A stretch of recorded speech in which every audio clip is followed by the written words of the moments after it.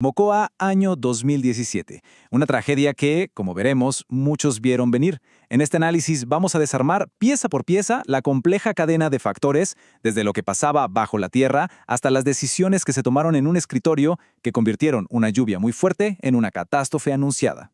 335. Es un número que duele. 335 vidas perdidas. Esta fue la cifra oficial después de la avalancha que barrió con Mocoa la noche del 31 de marzo de 2017. Para entender de verdad por qué pasó, tenemos que ver esto no como un simple acto impredecible de la naturaleza, sino como la consecuencia final de una serie de condiciones que ya estaban ahí, esperando. El detonante, la gota que derramó el vaso, fue una lluvia absolutamente extrema. Imaginen esto, en apenas 3 horas cayó el agua que normalmente cae en 10 días. Semejante cantidad de agua saturó al instante las cuencas de los ríos Mulato y Sangoyaco, que simplemente no pudieron más, y se desató el desastre. Pero a ver, culpar solo a la lluvia sería quedarnos en la superficie. Para comprender la verdadera magnitud de lo que pasó, primero tenemos que analizar bien las características de este evento. ¿Qué tan fuera de lo común fue en realidad? El suelo ya no daba más. Fíjense en el gráfico. En marzo de 2017 llovió casi el doble del promedio histórico. Esto significa que la tierra ya estaba como una esponja llena de agua. Había perdido casi toda su capacidad para absorber más. Así que cualquier lluvia extra se convertía automáticamente en agua corriendo por la superficie, preparando el escenario perfecto para un deslizamiento masivo. Y aquí llegamos a un punto técnico, pero que es crucial: el periodo de retorno. ¿Qué es esto? Bueno, los hidrólogos determinaron que esta lluvia tenía un periodo de retorno de 25 años, o sea que, estadísticamente, un evento con esta fuerza es esperable que ocurra al menos una vez en ese tiempo.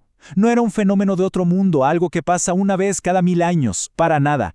Un plan de ordenamiento territorial bien hecho debería haber tenido en cuenta un riesgo con esta frecuencia. La pregunta entonces es obvia: ¿por qué no se hizo? La lluvia, entonces, fue el gatillo, pero no la causa de fondo. Lo que realmente transformó este aguacero en una catástrofe fue una especie de tormenta perfecta, una mezcla de factores geológicos y sobre todo humanos que multiplicaron su poder destructivo. Miren, esta es básicamente la receta del desastre. Primero tienes una geología inestable que te da toda la munición, rocas y tierra suelta. Luego, la saturación extrema por las lluvias de semanas anteriores dejó todo ese material, digamos, listo para moverse. Y el golpe final, los primeros derrumbes crearon diques naturales que, al no aguantar la presión, reventaron, liberando de golpe toda esa energía acumulada en una ola mortal. Es que la roca de la zona, una que se conoce como Monzogranito de Mocoa, está llena de fracturas por la actividad de fallas geológicas. Es como tener una montaña de escombros en lugar de una roca sólida. Claro, cuando el agua la saturó por completo, el suelo perdió toda su cohesión, como si se le acabara el pegamento, y se convirtió en un río violentísimo de lodo, rocas y de todo. Pensemos que los factores naturales, como las pendientes tan inclinadas o la cantidad de ríos, pusieron la pistola sobre la mesa. Pero fueron los factores humanos, la deforestación y principalmente la construcción de casas sin ninguna planificación en zonas de altísimo riesgo, los que cargaron el arma y apretaron el gatillo, poniendo a miles de personas en la línea de fuego. Y bueno, toda esta mezcla de geología y decisiones humanas nos lleva a esto: el costo de la vulnerabilidad.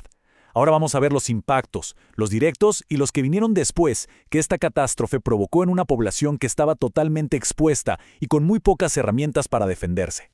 Las cifras hablan por sí solas.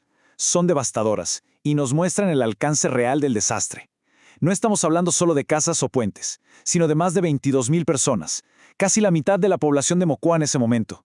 Su mundo literalmente fue arrasado en una sola noche. Y es que esto no fue una simple inundación, fue un flujo de escombros, una masa de lodo y rocas, algunas del tamaño de un autobús que bajaba a 90 kilómetros por hora. No hay construcción que pueda resistir una fuerza así, es simplemente imparable. Pero el desastre no terminó cuando el lodo se secó. Los impactos indirectos, como el colapso del agua potable, de la luz, el trauma psicológico profundo en la gente, todo eso ha perseguido a la comunidad por años. La reconstrucción ha sido lenta, ha generado desconfianza y lo más trágico es que ha obligado a muchas familias a volver a vivir en las mismas zonas de riesgo de las que escaparon. Y aquí llegamos al punto más duro, al más doloroso de todo este análisis. Y es que esta tragedia no fue ninguna sorpresa. La evidencia científica demuestra que el desastre de Mocoa fue, en gran medida, una catástrofe que se sabía que podía pasar. La respuesta, viendo todos los datos, es un sí rotundo. Existían advertencias científicas clarísimas y herramientas de planificación que, por la razón que sea, simplemente no se usaron. Esto no fue un fracaso de la ciencia. La ciencia había hecho su trabajo. Había mapas que mostraban dónde estaba el peligro. Había informes que lo advertían con todas sus letras. Fue un fracaso de la gestión, de la gobernanza. El plan de ordenamiento territorial nunca se actualizó para reflejar lo que la ciencia decía, y eso permitió que la gente construyera sus vidas sobre una amenaza latente, una que las administraciones decidieron ignorar. La tragedia de Mocoa es una lección brutal de cómo los desastres sacan a la luz y empeoran las desigualdades que ya existen. Siempre terminan afectando mucho más a los que menos tienen, a los que tienen menos recursos para protegerse, como las poblaciones desplazadas o las comunidades más empobrecidas. Al final, la lección de Mocoa nos obliga a hacernos una pregunta muy seria. ¿Cómo logramos cerrar esa brecha que existe entre saber que hay un riesgo y tener la voluntad política para tomar las decisiones que salvan vidas? Esa es la pregunta que sigue flotando sobre las ruinas.